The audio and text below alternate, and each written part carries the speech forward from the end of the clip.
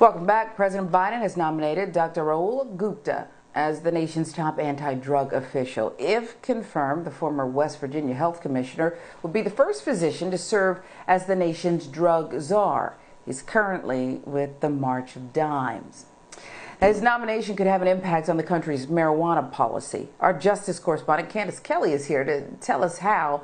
Good morning, Candace. And we're talking about across the board. Good morning. What potential changes might we see here? Well, first of all, as you mentioned, this is the first time that a doctor has been in this position, and the Biden administration really wants to do research in terms of figuring out whether or not to make the ban of marijuana illegal, to make sure that people can use marijuana legally, to take it off the controlled dangerous substance list. So here they're really making an effort, it seems like, at least a little ways to move the needle, to put this doctor in place who has helped the state of West Virginia deal with this issue. Now, we don't necessarily know whether or not this doctor fully believes that adults should be using medical marijuana in a way, just on a leisurely level, as we've seen in other states.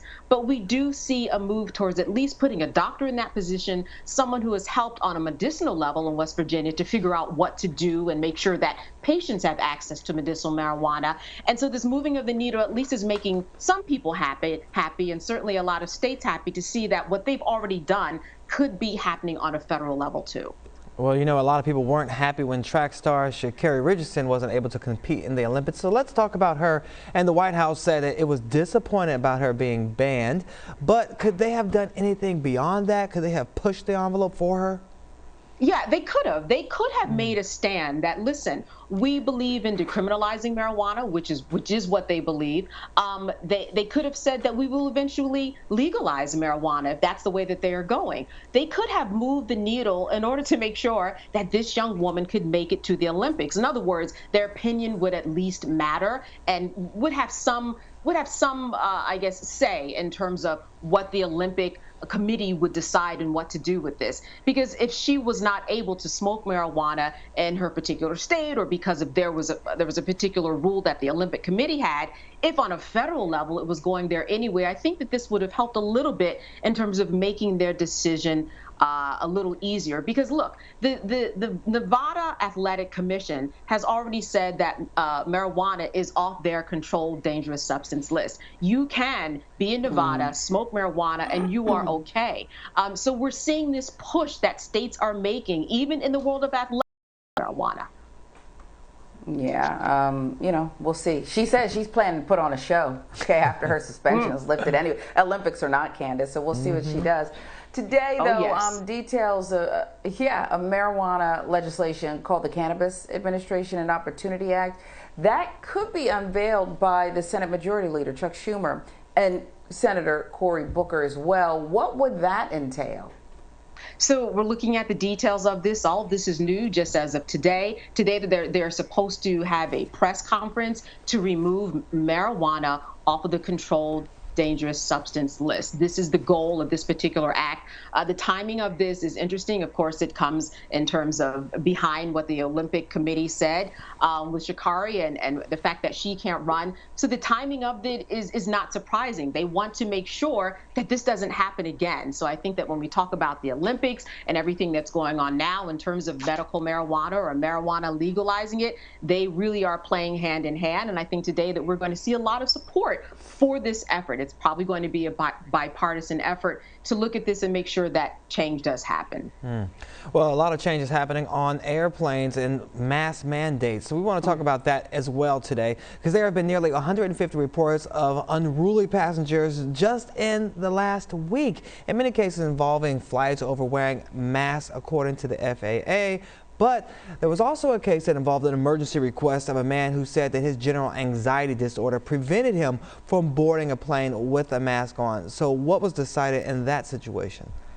Well, this was a guy by the name of Lucas Wall. He was on his way to Germany. He actually has a ticket purchased for this Saturday. This was an emergency injunction that he was asking for, saying, hey, Supreme Court justices, can you please make the decision to get rid of this mask mandate? It gives me anxiety. So with these emergency injunctions, when you make a request to the Supreme Court, there are certain justices that are assigned to various circuits. In this particular circuit, Justice Clarence Thomas was assigned. So he was the one who ultimately made the decision as to whether or not the Supreme Court would hear this in full. Supreme Court Justice Thomas said, no, we are not going to remove this federal mandate. Of course, this is no surprise when we think about all the variations that are going on with COVID. And this is, in fact, public transportation that is run on a federal level. And so this guy, he's not going to Germany if he plans to not wear a mask. He won't be able to do that. Again, his ticket is for Saturday. No word yet on whether or not he will try to go with or without a mask. But this is why we see so many of these people fighting on the planes, because of the mask. You mentioned 150 episodes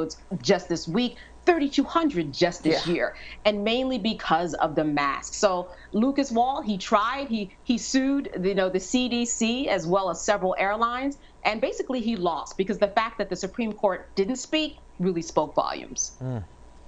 Candace, Clarence Thomas is in the Hamptons and did not want to interrupt his vacation to bring everybody back for this, but okay.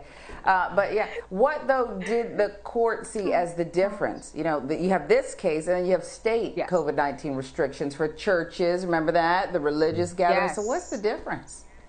Yeah, so they made several decisions during the time of COVID where they said when it comes to small religious gatherings and churches that the mask mandate, federally speaking, just didn't apply. But when we talk about this, we're talking about something very different from religion. This just goes to show you how deeply rooted religion is in the Constitution in America and how highly regarded it is in America that we don't want to set a precedent and step on people's religious rights. The other difference is, too, that we're talking about public transportation that everybody uses. And when we talk about crossing state lines in airplanes, it's the FAA. It's a federal situation. And so when we look at it that way, they've separated the two. So if it was a religious right, it would have been interesting to see what this would have been. But again, this is a federal transportation mode. And so, you know, the religious right probably would not have held muster.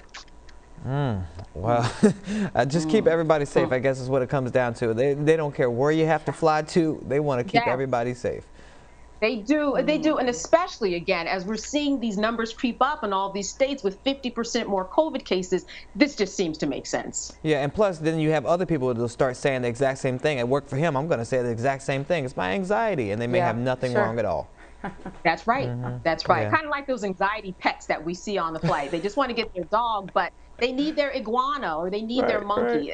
They just really want to travel with it. It often doesn't have to do with anxiety. At all. All right. Justice Correspondent Kelley. Candace Kelley, thank you so much for joining us and starting your day with us today. And we'll see you tomorrow for your weekly segment, Open and Shut. You know we love it. Oh, I can't wait. Yes, something interesting. All right. All right. See you.